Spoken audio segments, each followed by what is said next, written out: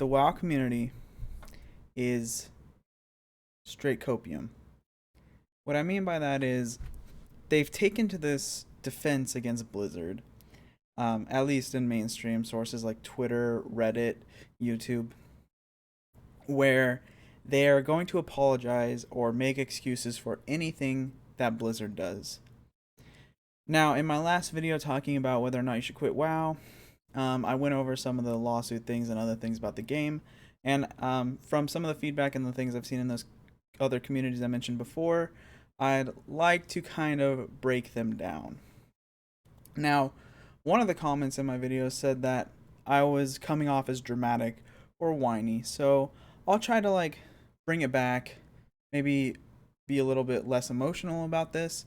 If you remember, before I released that, almost the day after I heard about the news, so yeah, I was a little bit emotional about Blizzard and their scandal, so maybe I'll be able to bring it back a little bit here.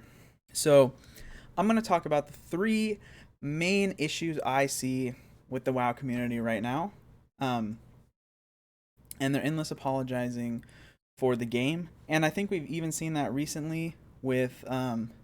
GM and Pyromancer kind of going back and forth, and I am going to kind of elaborate on what I mean by issues with the community. So one, some people, the biggest problem I think is that people are saying, hey, the scandal came out, doesn't really matter, every company does it, I'm gonna have to boycott every single company if I take a stance here, and it's normal within gaming and it's normal within business as a whole. That is a pretty toxic mentality to have, I think.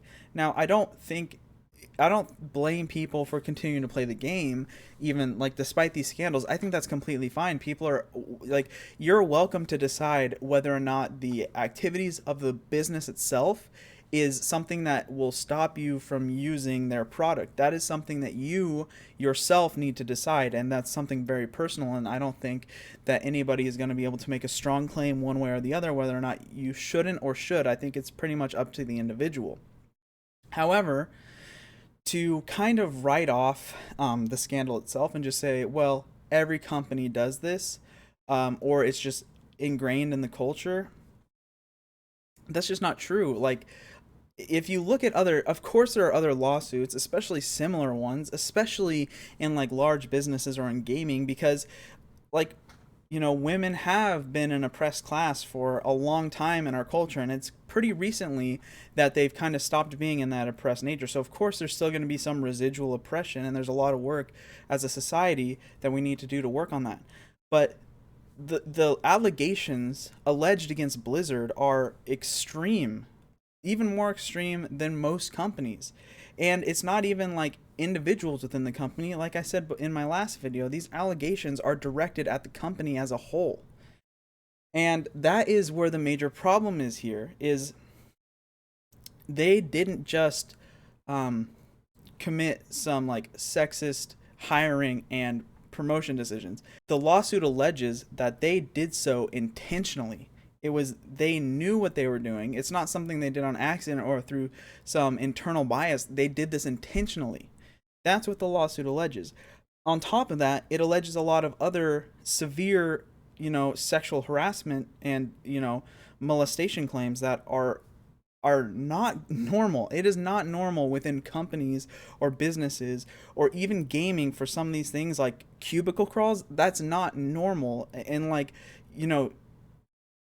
people getting caught with sex toys on a business trip with a employee who was allegedly sexually harassed, that is not normal. These are not normal things. And to kind of just write them off and say it's just the same everywhere is just not true, and you're diminishing the severity of what the Blizzard company and employees at the company are alleged of doing. And I also mentioned this in my last video about World of Warcraft, is that you're not, just because somebody makes a stand here doesn't mean that they have to make a stand on every company. They can decide themselves what they think is bad enough company behavior to stop using their products, and what they think isn't. That's again a personal decision. And if you make the decision here and, something exactly the same happens later and you don't make that decision, even doing it one time still makes a difference, and it's still important. And so if you're one of the people who thinks like, oh, every company is the same, it doesn't matter if I do this, you need to consider whether, first of all, whether it's true that it's the same in every company, and second of all, you need to decide if this level of accusation or, potential wrongdoing is enough for you. um if it's not, then by all means don't use it as a reason to stop playing the game, but don't tell other people that their concerns are unwarranted when this is a relatively unexplored level of misconduct within the gaming industry. And so you need to think about if what a company does is separate from its product. And a lot of companies intentionally give degrees of separation between themselves and their product. That's what makes it very easy for people to kind of write these things off. It's very easy for an American consumer to purchase something by Nestle because they're unaware of some of the things that Nestle has done in like African countries, or it's easy for them to purchase Nike because it's so removed from the sweatshops that they have children working in other countries. It's a lot easier than if you have a company inside the United States mistreating its employees inside the United States and delivering that product. That is a very more internal and kind of in your face allegation and, issue. And I'm not saying that, these other things aren't bad. Of course they're bad, but it's much harder to kind of imagine and rationalize in your mind when it comes to like not using a product anymore. And even that, I would go and say like it's hard to tell somebody to stop buying cheap clothes or cheap shoes or whatever when like they might not be well off, or it might be hard for them to find those things, and like those things are made in bad conditions, but it's hard for them as people struggling themselves to kind of remove that level of need and then go with a more expensive product. Of course, if you have more money, you're able to pick and choose easier what things you don't want to do because the company's wrongdoings.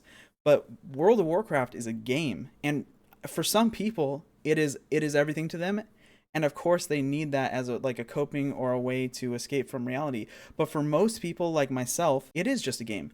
I can go play a game from another company that doesn't have these cultural and rampant allegations like spread throughout the company. So it makes it a lot easier to kind of break away from something like that than it would be, say, to break away from food because a lot of the food industry is corrupt or whatever. Like that would be much harder for someone to do. And that's why I think that these reasons make this different. And I'm going to reiterate this because I feel like a lot of people like don't understand this point from many creators, or they kind of have just internalized that they're being attacked for continuing to play the game. Just because another company does something bad does not mean that you don't want to worry about something that this company has done. And what I mean is, there could be a company that you use that's done something way worse, but that doesn't automatically write off the crimes and sins of Blizzard for what they've done to their employees. Now, the second issue that comes up a lot is that the cash shop isn't that bad. Because a lot of people will say like, oh, World of Warcraft is pay to win now. And then the World of Warcraft community will push back on that and say, well, it's not as bad as like Eastern MMOs. And of course, it's not as bad as Eastern MMOs where you can literally buy like items or like direct power increases. Of course, it's not that bad, but it's pretty close because once you add the option to purchase gold in your game, like from the company, now you're making it so that there's a legitimized way to buy anything you want in the game. You want to buy ranked carries, you can do that. Just buy enough WoW tokens. Do you want to buy, you know, gear from mythic raids? You can buy carries through mythic raids. And I don't want to say that buying those carries is wrong if you're getting the gold from the game. Of course, I think that creates an interesting part of the game that you can do that. You can pay people within the game currency to do things that they're good at, things that you can't necessarily do. But when you make it possible for people to pay for these things with real money, that's when it becomes a problem because now you have, a lot of people who will sell these things to the community, and then it creates an extremely rampant and toxic level of kind of imbalance, especially in PvP. Whereas if it was only from gold obtained within the game, then it's a much easier to mitigate how like rampant that kind of thing is. A lot of people will claim, hey, there was, real money transactions even before WoW added the WoW token. You could buy gold from gold farmers. And that's true. You could, but it wasn't as easy. Well, yeah, it wasn't as easy, and it wasn't basically like allowed by Blizzard. So if you got caught, theoretically you could have your account, banned. And that's an important distinction because if your account can be banned, it's like any barrier to entry is already going to prevent some people from doing it. No matter how minor the barrier of entry is, you kind of, as a company and, designing these things, you need to think about is the benefit outweighing the harm? And I think if you, just by not allowing real money transactions within the game, because out of concern of being banned, that threat on its own already prevents a lot of people from doing it. Not only that, you can try to go after these gold farmers and target the ways that they're doing this. And that's very hard to do. Of course, that's very hard to do. But again, every little bit you do is going to decrease the number of people doing real money trading. And if you look at Classic, you can see that these bots are rampant. But if you look at Blizzard's actions against these bots, they're almost nothing that they do. The only thing that they do is every 6 months or a year they'll do this ban wave, okay? And for those people, this is not often enough for them to stop doing it. If Blizzard had increased the rate at which they were doing these large bans, every increase to that rate would have decreased the number of bots. And it could have been to a point where they were it could have been to the point where they were as non-present as they could be based on these bans. Another thing that Blizzard could do is they could hire in-game GMs to kind of monitor these things. I know that there's some videos on, Twitter and Reddit of people mind controlling these bots and putting them in a pit and just watching them run against the wall. That's something one player can do. They can find these bots by themselves and put them into this pit and kind of ban them that way. And if that's what one player could do, imagine if they had a team of 10 GMs per server. You could really reduce this problem pretty severely. And Blizzard just has decided not to do that, whether it's, manpower or money, it's kind of irrelevant. The point is there are easy solutions that they could have implemented that they chose not to. And then now there's talks about them adding the WoW token into the Classic, which kind of shows that overall Blizzard has this overly monetized idea of how the game should be. You have a box price for the expansion, you have a sub fee, you have in-game cosmetic items, and then you have in-game actual beneficial things like the WoW token that gives you gold. And this is at the heart of what a lot of people have a problem with the cash shop, is that Blizzard will kind of sit there and say we did this for the players. We did this because casual people want to be able to buy a WoW token, get gold, and make real progress. Or Casual people don't want to have to grind out all of these mount skins, and we want to provide them with mount skins that they can purchase themselves. Um, I think that this is, I mean, in my opinion, it's pretty obvious that they're lying. It's not unusual for a company to lie about why they're doing things as far as monetization or anything really within their product. Of course, companies are incentivized to make as much money as they can, and often that comes with like appeasing the player base with, saying whatever they have to make sure that they don't get angry. But when you have, you know, mounts coming into the game that have new skins, new skeletons, new unique animations, new mount specials that you've never seen in the game, and then you look at the mount you get for clearing a mythic raid and it is a reskin, or you look at all the mounts that they've added for different, hard to achieve objectives like Keystone Master or Gladiator, and you see that they're essentially reskins, it kind of makes you realize that they're only doing this for their profit incentive, right? They don't, gone are the days where Blizzard cares about the player experience for more than a monetary increase. And even past that, it seems to me that they're only looking for subscriptions and purchases to increase their ability to hold investors.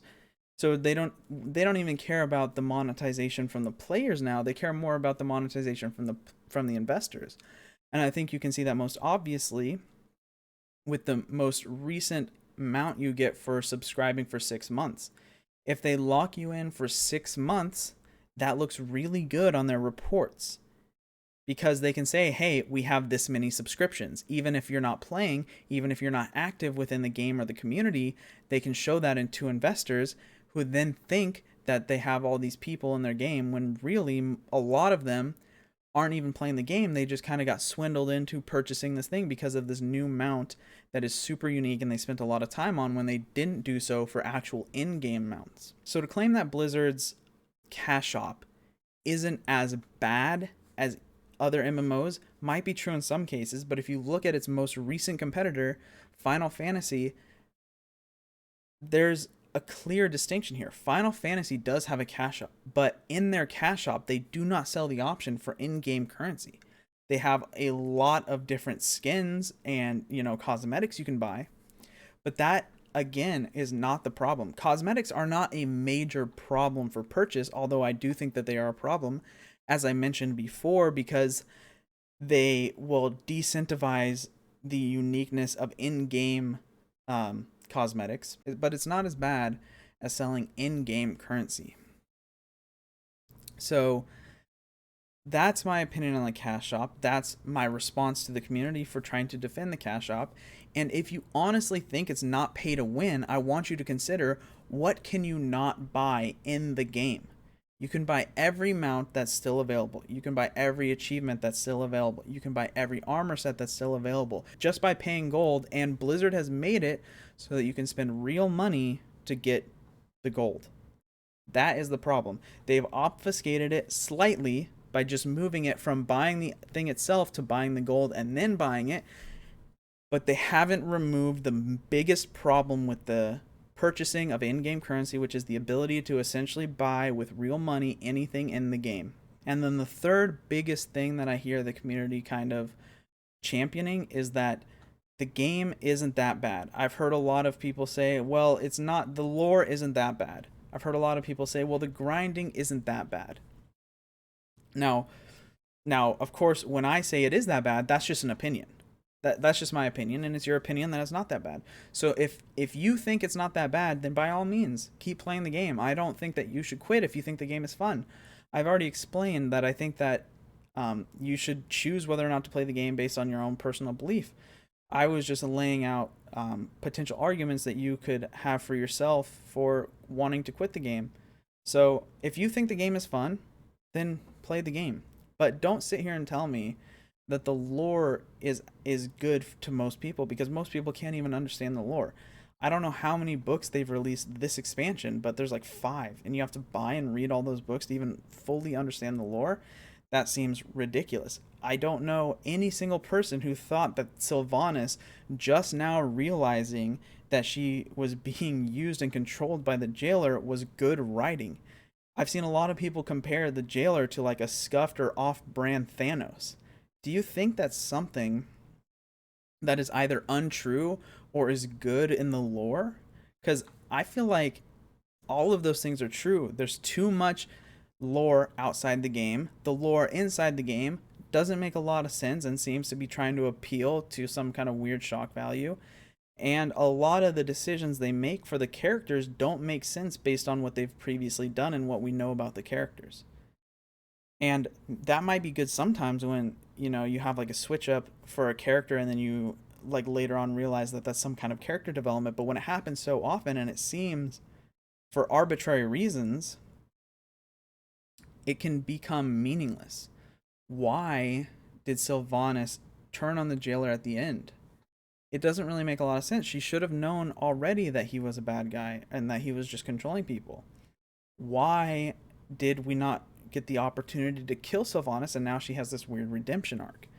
That feels really weird. Where the old Blizzard would have killed off Sylvanas. They killed off Arthas. They killed off Garrosh. Why is it that they couldn't kill off Sylvanas? Is she really that big of an important figure within the lore that they just couldn't kill her off? Or does it make more sense to say that, well, she's a huge money maker for the company and that's why they didn't want to kill her off? I mean, those are things that you have to think about. And as far as the game not being that grindy, now, I think that's hard to believe. Some people say, like, it's not that hard to just get all your gear and then go run, like, keys or raids. But really, how many alts can you have?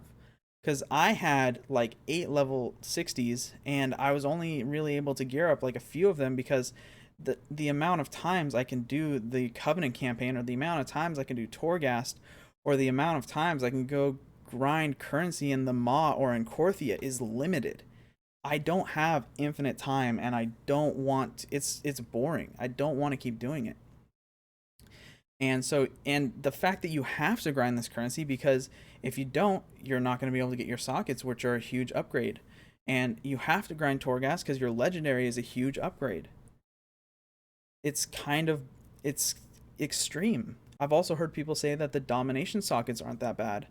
I've heard them say that, well, it'll be okay within a couple weeks, which I brought up in my video as well. It's a very bad progression system to have double RNG on not only the item, but on the actual gem that you need to put in the socket. That is bad progression. It feels really bad if you get all of the gems, but none of the socket items, or vice versa, if you get all the socket items, but none of the gems, because you need both of those to really have the huge power upgrade that those gems provide. And so it feels bad when you have half of it and you're kind of just waiting on the other half from some RNG kind of, system. And the fact that you can't target those things makes it even worse, where at least for the items, you can go run LFR, normal, heroic, and mythic to try to get more chances at the piece. But they've locked the gems to only be rollable once. So if you go into and clear heroic Sanctum of Domination, you're not able to get another chance to loot those gems that week.